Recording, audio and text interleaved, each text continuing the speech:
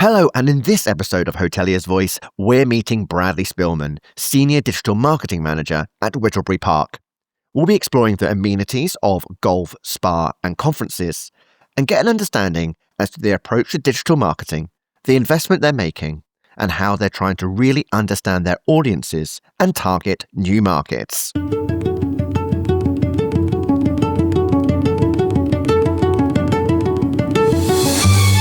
Hotelier's Voice.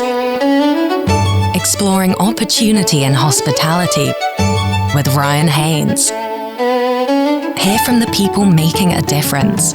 From revenue to operations, marketing to digitalization. Learn the thinking behind their decisions.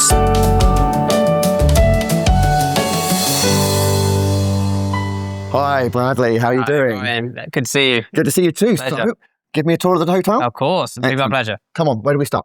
Let's start in the spa. Okay, excellent. Wow, this is quite an incredible sized lobby as we enter though, isn't it? It's great for corporate events. We use it for during Grand Prix. We put a giant F1 car in the middle as a symbolic piece. And also if it gets a little bit rammed in the reception area, we can have lots of queues going on as well. Amazing. So, tell me a bit about the location here at Whittlebury. So, you're very close to the Silverton, so you must get a lot of motor enthusiasts. Oh, of course, yeah. I think that's one of the things we pride ourselves on. We're so close to the Silverton circuit, so we get a lot of motorsport fans come through, especially during Grand Prix weekend. The whole estate turns into a different kind of beast, I think. Camping for the eye can see. But even outside of the Grand Prix weekend, we've still got our Silverstone bar, which is full of Silverstone memorabilia. We've also got MotoGP weekend, and then Silverstone's also launching loads more festivals to do about motorsport and just cars in general. Now, you're quite an expansive resort that you've got here. I know as we head towards the spa, you've got the golf, you've got this hotel. How many rooms have you got here? 254 bedrooms. Wow. So it can be quite busy then. Oh, it can be very busy. I think that's one of the things we pride ourselves on is if it's a corporate event and they want to house up to 500 delegates, we have the options to house those delegates as well. And then with the leisure guests, we stagger it. We want to make sure they have a comfortable experience, but also the ability to have a luxury overnight stay as well. When was this property built? It was built in 1990s. Okay, so it's not an old building, No, but it's been given the treatment to really give it quite an impressive physicality here. It's a mix, it's a large. well, you're about to see in the isn't it? spa that it's a very Roman themed. I think part of that is that there's a luxury with the Roman temples and the saunas they built back in the day. And then you'll see then this conference and event side of the building, it's very modern, it's very high tech. People like that kind of luxury feel when they come for a delegate meeting. So here we are, at the spa. What is this behind us? What we got here? So what we've got behind us is our hydrotherapy pool, surrounded by a range of different saunas, steam rooms, and ice caves. So the idea behind this kind of bathing plan is that your body goes through various temperatures. So you release different toxins and pores. And as you get through all these different saunas and steam rooms, you'll then relax in the actual hydrotherapy pool itself. Now, tell us what is involved in the spa. What are the treatments and what are the different facilities you've got here? So we partner ourselves with Espa as a product house. So we use their oils and their products during our treatments. So those treatments could be like a facial, there could be a hand massage, pedicures, manicures, back massage, shoulder massage, the full body if you wanted. And it's what we kind of pride ourselves on is our therapists tailor it to you. So they check out how comfortable you are with pressure points, what you're wanting to achieve from the treatments as well. And our therapist will work with you of how we kind of proceed with those treatments. Alongside that, we've got a lights on studio. It's the only one outside of London. What it does, it provides a LED screen across your face. And what it does is it blasts certain colors onto your face and they open up the pores and fix any blemishes. A lot of new technology involved into the spa. Now, how do you sort of fit that into the hotel then as part of your marketing activities? Because it must be both a standalone, as we discussed, and also part of the packages that you offer. Yeah, I think as you described it, it is two parts. So you'll have some people that just want to stay for the hotel itself, maybe a dinner, bed and breakfast package, and some people just want a spa day. And then it's finding that medium. How do we create a whole experience? Want to make it a whole overnight stay, a whole actual journey. So I think that's where we kind of target our audience. So we push overnight stay spa packages first, and then have spa days as an alternative, or if you really wanted to, a dinner, bed, and breakfast with a luxurious 3-course dinner as well. What's your average length of stay here at the hotel? Do you know? I think it depends on the season, really. Yeah. If you go for Christmas, you'll get over 2 or 3 nights. If it's during the summer, it'll probably just be 1 night. During the motorsport events, it can be anywhere to 3 to 5 nights. Right. You'll get a lot of motorsports fans who don't want to miss a thing, and that's quite nice. And they'll stay in the hotel for the whole week. Now, you've also got the golf. I know we're going to visit that and have a look where that is. But does that sort of play in tandem with spa, or is it? Do you have to sort of treat it quite separately? I think it comes in separate. It's a his and her kind of thing approach, I believe. I think when we target our guests, every guest is different, especially the different audiences with different sections of the business. The way we approach spa will be very different to the way we approach golf, especially when it comes to the marketing channels as well. With golfers use different marketing channels than a spa goer does. So we really have to dive into those personas of who uses what facilities and kind of get an understanding of their buyer behavior and their psychology. I mean, what came out during the roundtable discussion was that you mentioned that golfers don't use TikTok. Yeah. So let's talk about your digital marketing channels for a second then, because if you've got the hotel, the spa and the golf, do you have different channels for each of them, or do you try and combine it under just Whittlebury Park? How are you juggling that to make sure that you obviously constantly tap in with the right demographic, but don't sort of alienate others?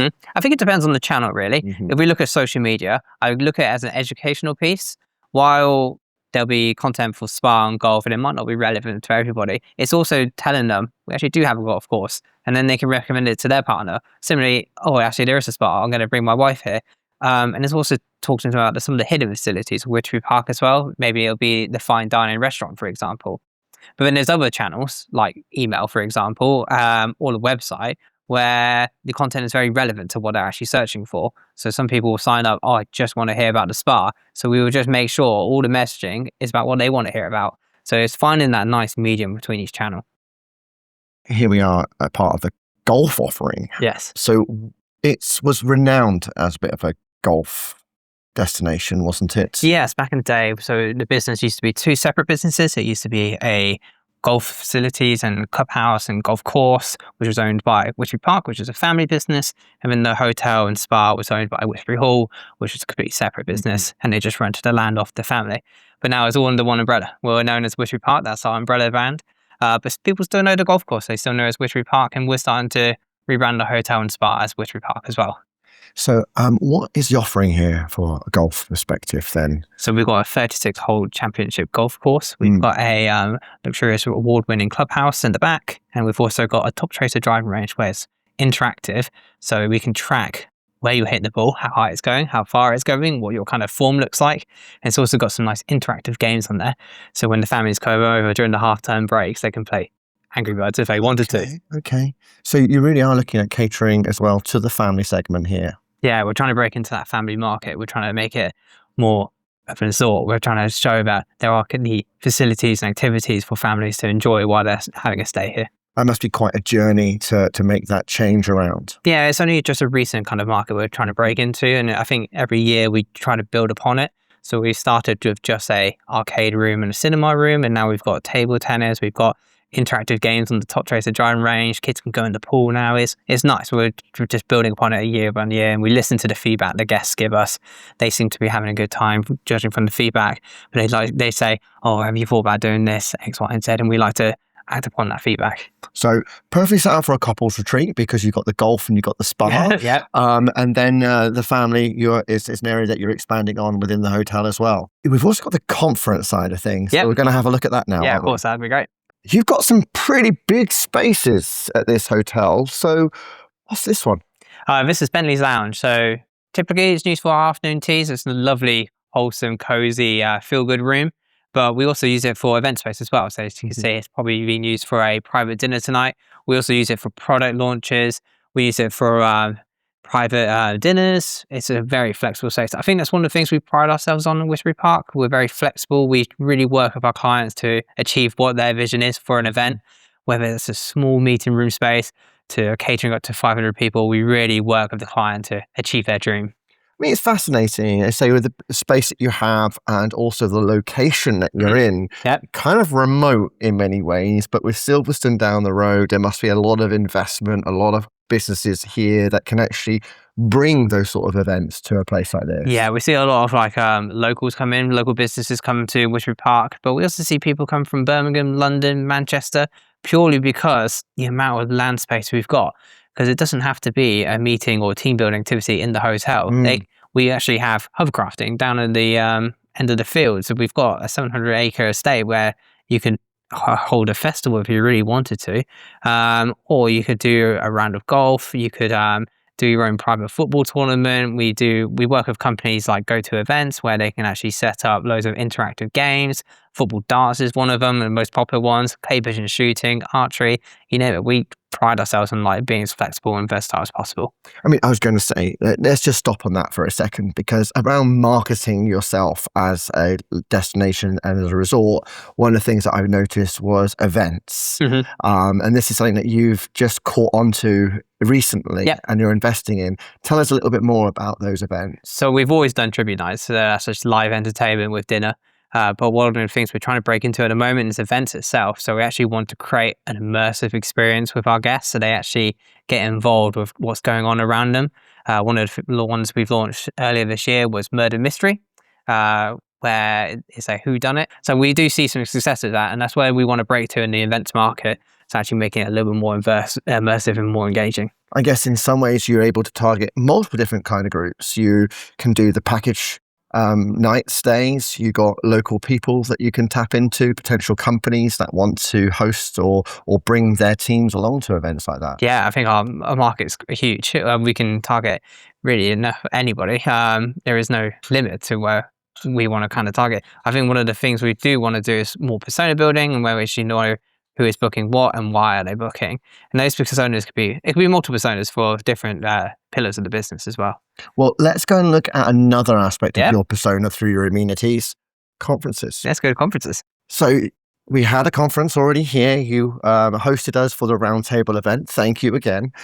And so this is your wing for business, yes? Yeah, you can see it's already kind of changing into a more different feel and different tone. Corporate, but also at the same time got a bit of artisticness to it. So what do you have on offer here?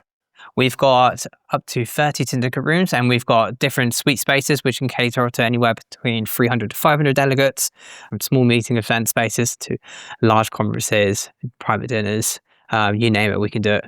Great, fantastic. I mean, I know you've got quite an F&B offering here as well, don't you? So you've got restaurants as well as catering services. Yeah, so all our overnight stays includes a free course dinner in our Aston's restaurant, but the guests have the ability to upgrade to our fine dining restaurant, Murray's, which is a free AA as a Rosette restaurant.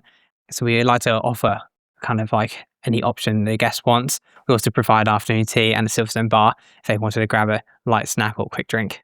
Now, this is one of the other areas that you have recently invested in as part of the business conferencing offering. Yep. So this is fantastic. This is a nice little setup here. What was the thoughts behind sort of like making sure that you've got this sort of coffee tea station? Well, it's a breakout station. So when you separate yourself from your meetings or your events, you want to kind of relax, you want to chill, you want to have a nice area to socialize. So that's what we had in mind. We want to make it nice and cozy, more open, more spacious. Socializing is available. You can see we've got like a PlayStation up there, so delegates can play games. They can charge their phone and sit on the sofas. We've got various coffee machines and pastries around. So it's just making that like nice, relaxed feeling with the delegate. Well, thanks for the tour. Absolutely fascinating to see the layers that you're working with here at the hotel and the different dynamics that you have to offer potential guests and your audiences. Let's go drill down into your role. How many people are you working with? So our marketing team is the size of 3 at the moment, and hopefully we're going to get a 4th later this year. So we've got myself, who looks after the website and all our digital media channels, and we've got Shannon, who looks after our social and content, and then we've got Zoe, who heads up the team and thinks about the campaigns and strategies behind our year. Is that everything at Whittlebury? Is that the golf, the spa, and the hotels? Yeah, that's correct. So we look after all these different pillars, but we do work very closely with our heads of departments because they are the experts in their area, Mhm. and we go off what they say. They know their guests. They talk to them on a daily basis. They are experts. So how I kind of see it is marketing's their tool. We work with them. They are our client. A service to, Yeah. yes. I remember always saying that internally. We are a service to you, and then regretted saying that. But when it comes to sort of like packaging all this up now to make it one cohesive brand, is that also a journey that you guys have had to go on together to understand, what is the kind of guest that is most in common with one another? Yeah, and I think it's always an ongoing battle. It's teaching people about the brand, but whether that's internally or externally, it's teaching people about all the different pillars of the business because everyone's got different tones of voices, what different campaigns and objectives they want to achieve. So I think it's learning from our guests, it's learning from our teams, and it's learning for ourselves as well. And it's also achieving that. What are people's visions? What do they come to Whittlebury for? You talked a lot about sort of like really understanding the personas. We use data a lot, and we can create a CRM profile of every guest, and every guest tells us a different story. But again, our departments who talk to these guests on a daily basis, they know them better. They probably spend more time with guests than they do with their own family. So data is giving you a good understanding, I guess, of what the demographics, their source markets, how they're booking, when they're booking, why they're booking. But then I guess how you then cater to them also comes down to how they engage with your staff and the products and the feedback they give you. Yeah, I think it gives us an overall of what this person could look like. We always create fake personalities based on these personas. It could be Bradley, and he could be booking a spa. Why is he booking a spa? It's for his girlfriend's birthday. So it tells us a story, and it also gives us a little bit of psychology of why Bradley makes those decisions. Why did he book that certain package? So it gives us a good idea of what we should be aiming, who we should be aiming for, what we should be aiming them with. You've been investing really quite heavily across all your digital channels in recent years. Tell me about your email campaigning and how you segment that. What platform do you use? We use MailChimp at the moment, but I think it works hand in hand with our CRM, and our CRM is all internally built. We like to target our messaging. It can't be just a one-all message to everybody. It needs to be personalized. It needs to have their name. Why did they actually come? What is their feedback specifically on? So it helps us understand the guests a lot better. What's your next steps? Where are you looking at next for investment across the hotel for digital marketing? I think it's all personalization and how we can improve the guest journey. Where can we streamline their experience? How we can help them improve their experience with Whittlebury Park. I think one of the main tribes we have here is people get lost. It's a big estate, as we've just seen on the tour. I've got lost. Yeah, I think signposting's a struggle here, and I think one of the things we need to invest in is how do we simplify that signposting? How can people actually take the signposting away with them? How do they take it on their mobile phone and actually guide themselves to their specific room? How are you looking at AI and what that has to offer, or are you sort of like waiting for the dust to settle a little bit before you overinvest in that area? No, we actually started investing way before AI actually kind of came into fruition. We spoke to Up Hotel of how we can future-proof our website. So we worked very closely in SEO, but actually one of the things we also looked at was SGE. How will ChatGPT, Copilot, Gemini all read this website, and how will they present this website to guests? And we found that while SEO is good for keywords, what we should actually be looking for is phrases and long-tail keywords and conversation pieces, because that's what you have with AI. It's all conversation-led. Let me just take a moment to look at you and your career, because that's particularly interesting, because you were a boomerang here at Whittlebury. Yeah. So you left, went and spent a bit of time in digital marketing agencies, is that right? Yeah. So I left in 2019, just when COVID hit, and I joined a digital marketing agency, what they refer to as me going to college. And I learned all about websites and all the different digital media channels. And then what Whittlebury Park realized is everyone's going digital now. We need to invest more into our digital platform and our presence, our online market share. So when I came back as a digital marketing manager, and I've really been focusing on how do we actually create that digital presence? How do we make Whittlebury Park a recognized brand online? Now, I like the fact that you mentioned went to college, because certainly I know what working in an agency is like, and how pressured, but also the learning curve is very steep. How do you keep that learning going? What is your method of exploring new ideas, ensuring that you are kind of at the top of your game for marketing here at Whittlebury?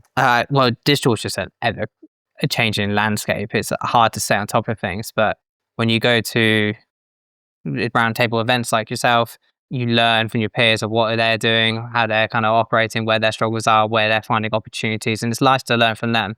I think it's nice to start looking to podcasts, looking at YouTube videos and finding that kind of passion of what is going on in the market, because then you can think, oh, actually, that's new. We can try that out. Let's see how it interacts with our guests.